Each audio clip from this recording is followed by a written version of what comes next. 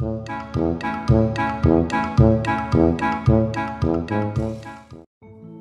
adik-adik semuanya. Apa kabarnya nih adik-adik? Wah, kabar Kak Titin berharap semuanya dalam keadaan sehat, dalam keadaan tetap sukacita ya adik-adik. Nah, sekarang semuanya adik-adik sudah siap belum untuk kita ibadah sama-sama di Horong Abraham? Kalau sudah siap berarti siap hatinya, siap pikirannya, dan siap apa yang paling penting? Alkitabnya. Jadi gak nanti pas firman Tuhan masih lari-lari ambil Alkitab, tapi sudah siap semuanya di depan masing-masing ya. Oke, sekarang kita mau memulai ibadah kita, tapi sebelumnya Kak Titin ajak adik-adik untuk lipat tangannya, tutup matanya, kita satu di dalam doa yang Kak Titin akan pimpin. Bapa kami yang di dalam kerajaan sorga, kami bersyukur karena kebaikan Tuhan, karena kasih Tuhan kami boleh kembali bertemu di ibadah virtual Horong Abraham ini. Tuhan, saat ini kami ingin menyerahkan ibadah kami dari awal, pertengahan hingga akhir. Kiranya kami boleh bersama-sama memuji nama Tuhan, boleh mendengarkan firman Tuhan, dan boleh pulang dalam keadaan sukacita. Terima kasih Bapa, hanya di dalam nama-Mu kami berdoa dan bersyukur. Amin. Ya, karena kita sudah membuka di dalam doa, berarti kita sudah bisa bersukacita, bernyanyi bersama. Kak Titin mengajak adik-adik untuk menyatakan bahwa kasih Tuhan kita itu sungguh indah sekali, ya. Kita nyanyi sama kasih Yesus indah-indah, oh indah.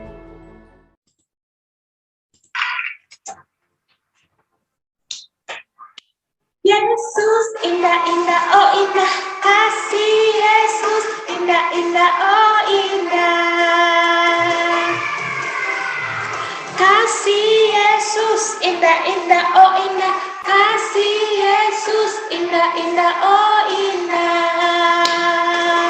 Lebih indah dari pelangi, lebih indah dari bintang di langit, lebih indah dari bunga di taman, oh Yesusku. Lebih indah dari pelangi, lebih indah dari bintang di langit, lebih indah dari bunga di taman, oh Yesusku. Bunga di taman, oh Yesusku. Ya, adik-adik kita semua percaya bahwa apa? Bahwa kasih Tuhan itu sangat indah di dalam hidup kita. Nah, sekarang kita sudah bersukacita memuji Tuhan, kita mau mendengarkan firman Tuhan. Sebelumnya kita satu di dalam doa terlebih dahulu. Bapa, saat ini kami sudah tiba pada waktu untuk mendengarkan firman-Mu. Berkati kami agar mau memasang telinga kami, memberikan hati kami untuk firman Tuhan pada hari ini, sehingga firman Tuhan yang boleh disampaikan boleh tinggal serta dalam kehidupan kami, dan kami boleh melakukannya di dalam segala aktivitas kami. Terima kasih Bapa, berkati firman-Mu ini yang boleh disampaikan oleh Kak Titin, boleh disampaikan di dalam kebenaran. Di dalam nama Yesus kami berdoa dan bersyukur. Amin. Ya, adik-adik. Nah, firman Tuhan hari ini adik-adik bisa lihat diambil dari 1 Petrus 3 ayat 8 sampai 10. Coba dibuka dulu Alkitabnya masing-masing. 1 Petrus 3 ayat 8 sampai 10 itu dari kitab Perjanjian Lama atau Baru ya? Yo, selalu Kak Titin tanya pasti dari Perjanjian Lama atau Baru nih. Kan adik-adik sudah kelas 3, kelas 4. Berarti harus sudah tahu bahwa kitab 1 Petrus itu ada di Perjanjian Baru. Nah, Perjanjian Baru. Oke, sudah ketemu semuanya? 1 Petrus 3 ayat 8 sampai 10. Adik-adik boleh lihat Alkitabnya ataupun ada yang di layar sudah Kak Titin siapkan ya. Mari kita sama-sama baca seperti biasa. 1, 2, 3. 1 Petrus 3 ayat 8 sampai 10. Kasih dan damai. Dan akhirnya hendaklah kamu semua seia sekata, seperasaan, mengasihi saudara-saudara, penyayang dan rendah hati. Ayat 9. Dan janganlah membalas kejahatan dengan kejahatan, atau caci maki dengan caci maki, tetapi sebaliknya hendaklah kamu memberkati, karena untuk itulah kamu dipanggil, yaitu untuk memperoleh berkat. Sebab siapa yang mau mencintai hidup dan mau melihat hari-hari baik, ia harus menjaga lidahnya terhadap yang jahat dan bibirnya terhadap ucapan-ucapan yang menipu. 1 Petrus 3 ayat 8 sampai 10. Coba Kak Titin mau ajak adik-adik untuk melihat. Ini gambar nomor 1 nih. Ya, nomor 1 itu gambar apa adik-adik? Coba. Gambar apa? Ya, ini adalah gambar orang lagi tembak-tembakan. Biasanya dalam keadaan apa ini? Lagi perang ya adik-adik ya. Ini dalam keadaan perang, ada api di mana-mana. Pasti kalau dalam keadaan perang itu serem ya adik-adik. Perang itu terjadi karena apa ya biasanya? Nah, kalau perang itu zaman dulu bisa karena memperebutkan sesuatu, memperebutkan daerah tempat gitu, memperebutkan posisi, kekuasaan seperti itu. Jadi ada yang diperebutkan kalau di dalam perang itu. Jadi adanya pertengkaran begitu seram ya adik-adik kalau di dalam perang itu. Kalau adik-adik kira-kira ada di tengah perang itu seperti apa ya? Pastinya menyeramkan ya. Nah, coba kalau di gambar yang nomor 2. Gambar nomor 2 itu gambarnya seperti apa ya? Wah, itu ada gambar yang kalau adik-adik, menurut adik-adik apa nih, gambar apa nih? Ya, gambar keluarga. Keluarganya saling berpelukan, bermain bersama hewan peliharaannya, saling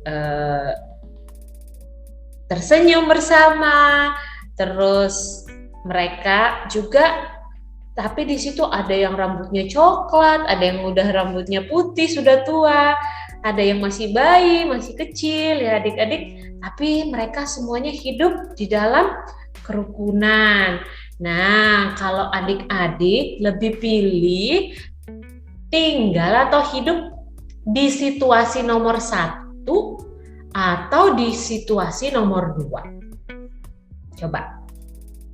Nah, kalau Kak Titin sih lebih pilih yang nomor 2 pastinya ya. Karena nomor 2 itu walaupun dalam perbedaan ada rambutnya hitam, rambutnya sudah tua, dan walaupun bajunya ada yang tidak cocok dengan kita, banyak sekali perbedaan kita, tapi lebih nyaman kalau tetap hidup di dalam kerukunan, di dalam kedamaian, tidak di dalam perang seperti ini ya adik-adik ya.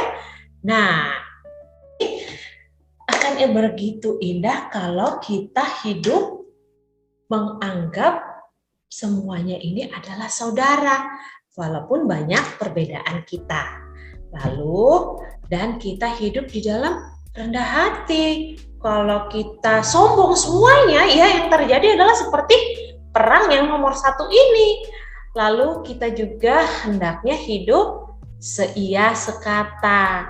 Seia sekata bukan berarti kalau kata orang, seseorang sebut kita harus melakukan yang tidak baik, kita setuju dengan yang dia katakan, bukan seperti itu. Tetapi seia sekata di dalam hal yang baik untuk mencari ketenangan, kedamaian seperti yang nomor 2 ini, hidup di dalam kerukunan. Lalu seperasaan, artinya ketika kita mau hidup di dalam damai, dalam kerukunan, kita tentunya harus juga memahami orang lain. Yang kedua, Nah, yang kedua coba adik-adik lihat di sini. Ya. Yang kedua, ini gambar apa adik-adik? Coba lihat. Nah, yang kedua ini adalah gambar Tuhan Yesus sedang disalibkan.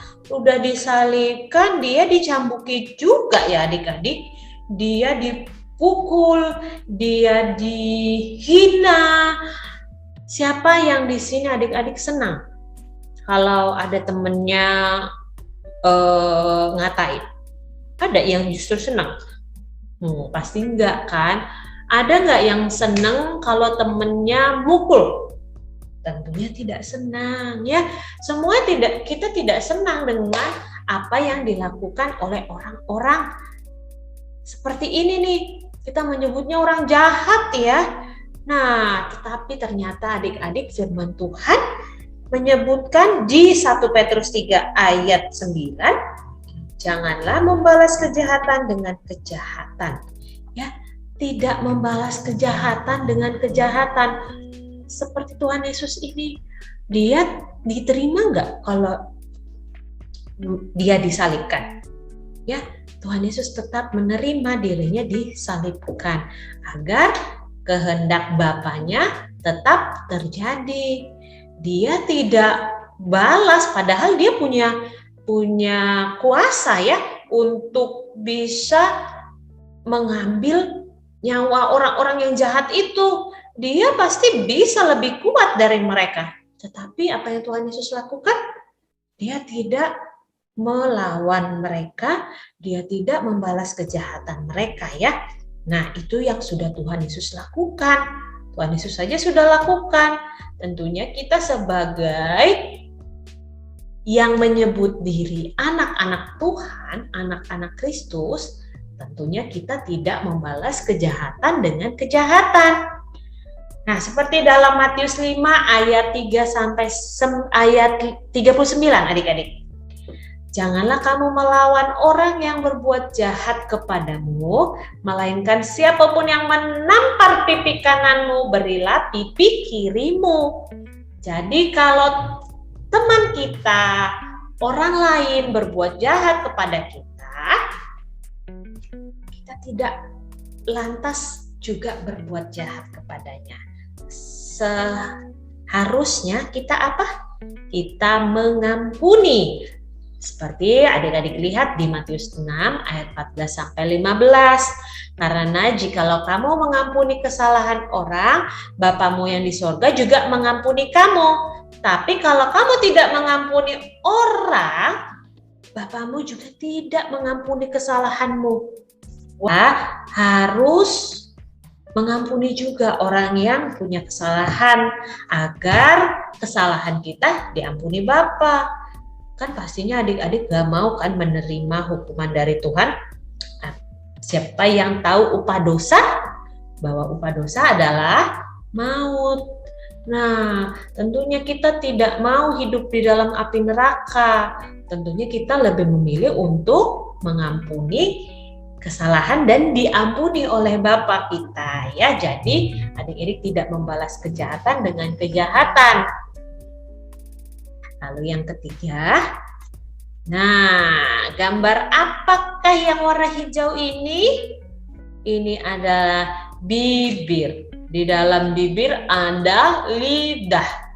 Ini adalah anggota tubuh yang sangat mudah digerakkan. Coba adik-adik mulutnya diangkat ke atas. A, I, A, I, A, I. Mudah sekali ya. Sangat mudah. Nah, dan bisa dilihat begini, bisa digini, bisa macam-macam dengan lidahnya karena tidak ada tulang. Begitu juga dengan lidah. Tidak ada yang menghambat dia untuk bergerak. Nah, saking mudahnya seringkali kita dengan mudah juga mengeluarkan kata-kata yang kurang baik. Seringkali kita lebih memilih untuk mengeluarkan, menggunakan lidah dan bibir kita untuk berkata-kata yang kasar, kata-kata yang menyakiti orang lain, lalu kata-kata yang negatif, yang buruk tentang orang. Nah, ternyata firman Tuhan mengatakan bahwa hendaklah kita menjaga lidah kita, menjaga bibir kita dengan berkata-kata yang baik. Kita harus menyatakan sesuatu dengan kasih. Apa yang mau kita sampaikan lewat bibir dan lidah ini bukan dengan kata-kata yang hambar kosong, tetapi dengan penuh kasih. Contohnya seperti ada teman kita yang mencontek, ya kan? Nah, apa yang harus kita lakukan dengan bibir dan lidah kita? Apakah kita mau langsung bilang, "Hei, kamu ini," langsung marah-marah ke teman kita, "Kamu ini ya tukang contek aja." Langsung kita memberikan label kepada teman kita, dia tukang contek. Nah, lebih baik kita menyampaikan sesuatu dengan kasih. Caranya, kamu sini aku bantu. Apakah ada yang, kalau ini tugas sekolah ya, kalau bukan ulangan, kalau tugas sekolah adik-adik bisa membantu temannya. Coba, Ratna, kamu kenapa harus mencontek? Aku bisa kok ngajarin kamu bagaimana cara mengerjakan soal yang ini. Nah, itu kan lebih enak daripada langsung memberikan label kepada teman kita bahwa dia tukang contek. Terus kita terus kata-katain dia gitu. Padahal mungkin saja dia, kalau kita kasih ingat dia, kalau kita mengingatkan teman kita yang baik, menegur dalam kasih, bisa saja dia berubah, ya. Begitu juga dengan hal yang lain. Jadi jaga lidah dengan bibir dengan menggunakannya untuk berkata-kata yang baik. Dengan lidah dan bibir juga kita harus berkata yang jujur. Coba dibaca ayat yang ke-10b. Ya. Ia harus menjaga lidahnya terhadap yang jahat dan bibirnya terhadap ucapan-ucapan yang menipu. Jadi kita harus menipu itu harus berkata jujur. Orang yang dusta bibirnya adalah kekejian bagi Tuhan, tetapi orang yang berlaku setia dikenannya. Berarti Tuhan lebih berkenan kepada anak-anak yang mau berkata jujur. Jadi hari ini ada 3 hal yang bisa kita pelajari dan kita lakukan dalam kehidupan kita, bahwa kalau kasih itu adalah yang tidak merasa dirinya paling berharga, lebih tinggi dan lebih utama dari orang lain, tetapi bagaimana mencari kedamaian, bagaimana agar tidak terjadi perang seperti tadi. Lalu yang kedua, hidup dalam kasih dan damai berarti anak Tuhan itu hidup di dalam pengampunan, karena anak Tuhan Yesus tidak mengenal dendam, tetapi pengampunan. Agar apa tadi Kak Titin udah bilang? Agar kita juga diampuni oleh Bapa kita. Lalu sebagai anak-anak Tuhan kita harus berkata dalam kasih, berkata jujur. Kenapa firman Tuhan seringkali mengingatkan kita tentang kasih? Karena yang terbesar dari antara semuanya adalah kasih. Adik-adik bisa menjadi profesor, adik-adik bisa menjadi orang yang berhasil, tapi kalau tidak punya kasih, semuanya akan sia-sia. Contoh kasih yang paling besar adalah kasih dari Tuhan Yesus ya adik-adik. Tadi kita sudah lihat gambar kasih Tuhan ketika dia disalibkan, dia tidak membenci orang lain, orang yang sudah menyalibkan dia, tetapi dia mengasihinya, memberikan hidupnya agar kita semua beroleh keselamatan dan kedamaian kembali. Pasti tidak ada yang kalau kita sudah mengasihi, yang ada terjadi pertengkaran. Tidak, tapi yang akan terjadi adalah damai. Ya, adik-adik. Jadi kalau apa yang adik-adik harapkan untuk orang lain lakukan buat adik-adik, lakukan dulu buat orang lain itu. Contohnya, kalau adik-adik mau disayang papa mama, disayang adik kakak, disayang tulang-tulang, disayang semua orang, ya kita sayangin dulu mereka. Kalau adik-adik mau suka sekali dengan pujian, nah, adik-adik harus belajar dulu memuji orang lain. Ya, apa yang kamu pengen dari orang lain, untuk orang lain lakukan buat kamu, lakukan dulu. Karena itulah yang Tuhan mau dari kita. Sekarang kita mengumumkan persembahan sambil menyanyikan lagu Kasih Pasti Memaafkan.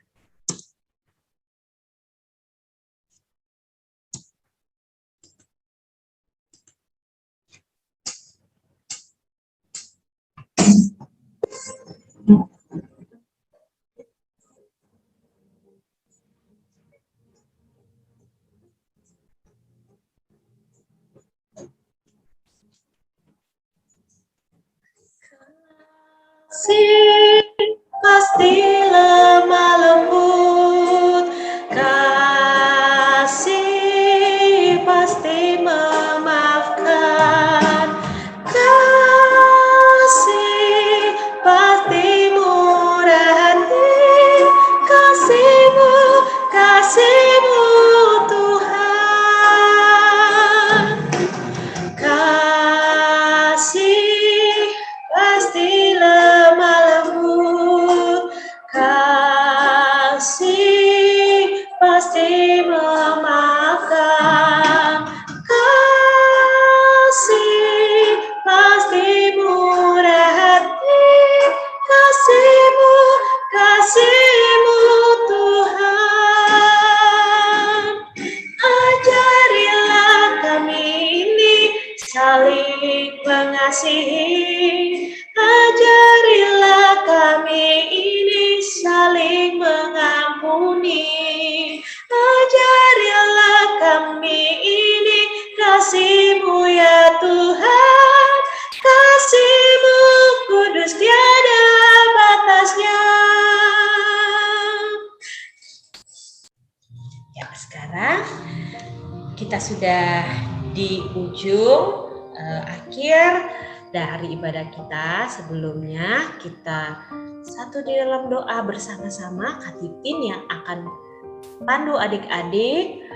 Adik-adik ucapkan diulangi apa yang Kak Titin sampaikan ya untuk doa penutup kita. Nanti sama-sama kita berdoa Bapa kami dan doa penutup. Ya, untuk minggu ini sebelumnya Kak Titin free aktivitas tugasnya ya. Jadi minggu ini kita tidak ada tugas apapun dari Kak Titin. Hanya Kak Titin minta untuk adik-adik absen saja, sebutkan namanya apakah sudah ibadah. Oke, untuk hari Minggu tanggal 19 September. Oke, cuman disebutkan selamat hari Minggu Kak Titin, Kak Oteng, Kak Tirza, selamat hari Minggu teman-teman. Contohnya siapa? Aku sudah selesai ibadah Horong Abraham, gitu ya. Sebutkan di WhatsApp group. Oke, itu aja biar Kak Titin bisa tetap menyapa adik-adik semuanya. Oke, yuk. Dan kita tutup ibadah kita di dalam doa. Adik-adik ulangin doa dari Kak Titin. Bapa kami di dalam sorga, sungguh bersyukur untuk ibadah dari awal sampai akhir ini. Biarlah kiranya firman-Mu pada hari ini, firman tentang kasih, firman tentang hidup dalam damai, boleh kami lakukan di kehidupan kami. Tidak hanya pada saat kami beribadah, tetapi di sepanjang hidup kami. Terima kasih Tuhan yang telah mati di kayu salib untuk dosa-dosa kami. Kami berdoa dan mengucap syukur. Amin. Bapa kami di dalam sorga, dikuduskanlah namamu, datanglah kerajaanmu, jadilah kehendakmu di atas bumi seperti di dalam sorga. Berikanlah kami pada hari ini makanan kami yang secukupnya, dan ampunilah kami akan kesalahan kami seperti kami juga mengampuni orang yang bersalah kepada kami. Dan janganlah membawa kami ke dalam pencobaan, tetapi lepaskanlah kami daripada yang jahat, karena Engkau yang punya kerajaan dan kuasa dan kemuliaan sampai selama-lamanya. Bapa, terima kasih. Bapa, terima kasih. Bapa di dalam surga, ku berterima kasih.